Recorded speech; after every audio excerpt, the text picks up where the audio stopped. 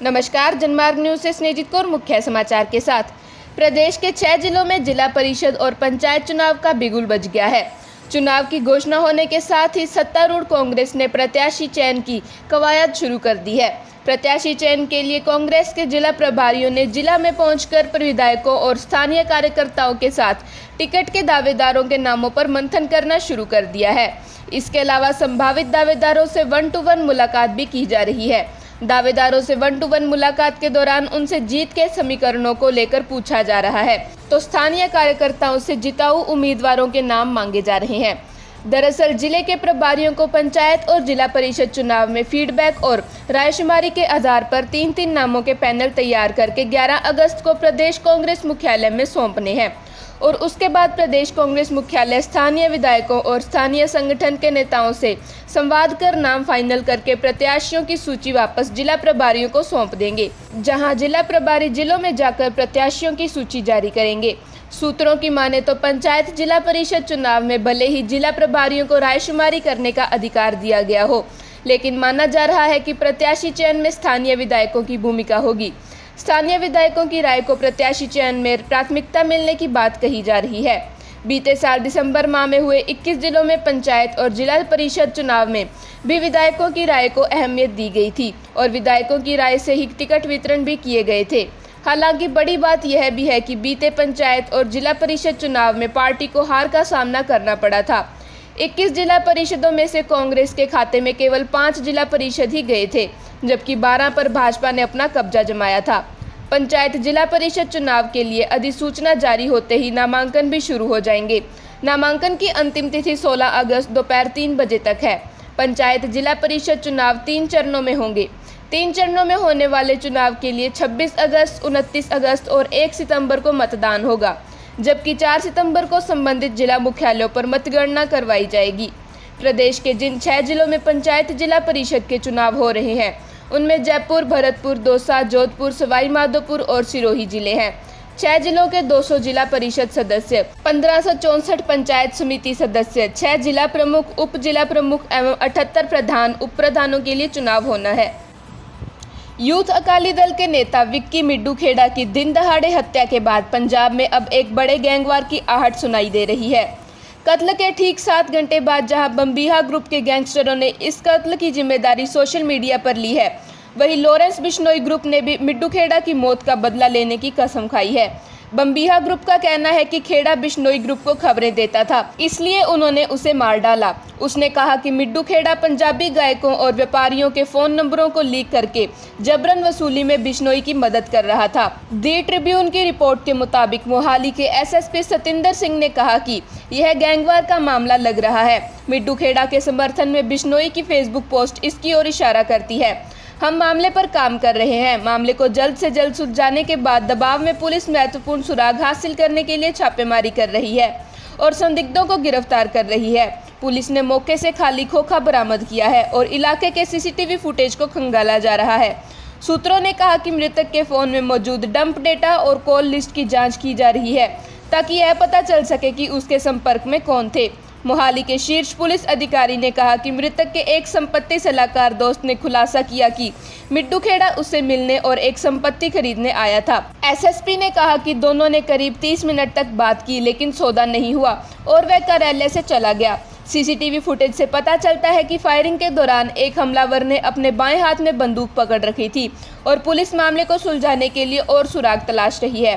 Police ने कहा कि घटना के समय मृतक के पास भी उसकी एसयूवी में लाइसेंस पिस्तौल थी। हालांकि उसे इसे बाहर निकालने का समय नहीं मिला और इसके बजाय खेड़ा ने कवर के लिए दौड़ना चुना। जांच में शामिल एक अधिकारी ने कहा कि घटना के बाद पुलिस ने पिस्तौल और एसयूवी को अपने कब्जे में ले लिया है। राजस्थान के कोटा संभाग में आई विनाशकारी बाढ़ ने ऐसा कहर बरपाया कि इसके बारे में किसी ने सपने में भी नहीं सोचा था। यहाँ खेत के खेत पानी में समा गए, जगह जगह हजारों कच्चे घर जमींदोज हो गए, गांव के गांव उजड़ गए। जिले के इटावा क्षेत्र का बोरदा भी ऐसा ही एक गांव है जो पूरी तरह से बाढ़ की भेंट चढ़ गया। इस गांव में पिछले दिनों में जलस्तर 10 से 12 फीट तक बढ़ गया था। इससे गांव में भारी तबाही हुई। गांव में करीब 400 कच्चे मकान हैं, उनमें से लगभग आधे से अधिक ढह गए। यहाँ एक मकान ऐसा भी है जिसमें 4 दिन पहले तक 7 कमरे थे, वह आज मलबे का ढेर बन गया है। बचा है तो सिर्फ इस मकान का प्रवेश द्वार, जो तबाही की कहानी बयां कर रहा है। यह मकान लटूर लाल का था। इलाके में बाढ़ से हुई तबाही का जायजा लेने पहुंचे लोकसभा अध्यक्ष ओम बिरला ने लटूर लाल के घर पहुंचकर उन्हें ढांढस बंधाया। बिरला ने पहले हेलीकॉप्टर से इटावा और सुल्तानपुर क्षेत्र का हवाई सर्वेक्षण किया। इसके बाद वह इटावा से सड़क मार्ग से सीधे बोरदा गांव पहुंचे। बिरला लटूर लाल के घर गए। बिरला ने लटूर लाल के कंधे पर हाथ रखा और ढांढस बंधाया। बिरला ने कहा कि कुदरत की मार झेल रहे ग्रामीणों को मदद, सहानुभूति और संबल की आवश्यकता है। केंद्र और राज्य सरकार का सहयोग लेकर इनकी सहायता की जाएगी। हम भी इन लोगों की हर संभव मदद के लिए तैयार हैं। लोकसभा अध्यक्ष महिला कृषक सुनीता के घर भी गए। सुनीता ने लहसुन की फसल को घर में यह सोचकर सहेज कर रखा था कि मानसून के बाद अच्छे भाव मिलने पर बेचेगी, लेकिन होनी को जैसे कुछ और ही मंजूर था। पूरी की पूरी फसल पानी में गलकर खराब हो गई। स्पीकर को अपनी पीड़ा बताते हुए सुनीता फपक पड़ी। बिरला ने उन्हें धीरज रखने को कहा। बिरला जब बस्ती में पहुंचे तो तबाही का मंजर दिखाई दिया। एक भी घर ऐसा नहीं था जो सुरक्षित हो। अधिकांश मकान मलबे का ढेर बन चुके थे।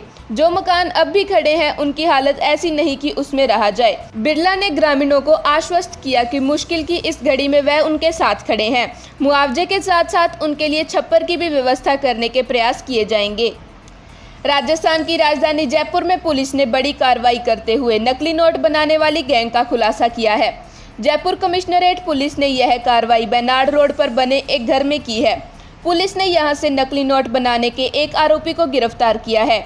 आरोपी के कब्जे से एक लैपटॉप, 3 प्रिंटर, थ्रेडिंग पेपर, 200 रुपये का नकली नोट, पेपर और नकली नोट बनाने के उपकरण बरामद किए हैं। पकड़ा गया आरोपी राहुल सिंह तंवर महज 12वीं तक पढ़ा लिखा है। उसने पूर्व में जयपुर में कालवाड़ रोड पर कैफे खोल रखा था। उसके बाद उसने नकली नोट बनाने का काला कारोबार शुरू किया। पुलिस के अनुसार क्राइम ब्रांच की टीम को सूचना मिली थी कि जयपुर के हरमाड़ा इलाके में रहने वाले राहुल सिंह तंवर अपने मकान में अपने साथियों और भाई के साथ मिलकर नकली नोट बनाकर बाजार में चलाता है। इस पर पुलिस ने कार्रवाई करते हुए बेनाड रोड निवासी राहुल सिंह तंवर के कब्जे से 200 रुपये का एक नकली नोट और नोट बनाने के उपकरणों में शामिल 2 कलर प्रिंटर, एक साधारण प्रिंटर, एक लैपटॉप, CPU केबल, एक बैटरी चार्ज बॉक्स और सामग्री जब्त कर ली। राहुल के खिलाफ अलग अलग गंभीर धाराओं में मामला दर्ज किया गया है। आरोपी राहुल सिंह तंवर से हुई पूछताछ के बाद उसका इस काम के साथ देने वाले आरोपी सिंगारा सिंह उर्फ कुलदीप सिंह सरदार और कृष्ण सिंह को भी पकड़ा गया है। राहुल ने पुलिस को बताया कि फर्नीचर का काम कराने के दौरान उसकी पहचान सिंगारा सिंह उर्फ कुलदीप सिंह सरदार और कृष्ण सिंह से हुई। उन्होंने उसे नकली नोट बनाने का तरीका बताया और कहा कि इससे अच्छी कमाई कर सकते हैं।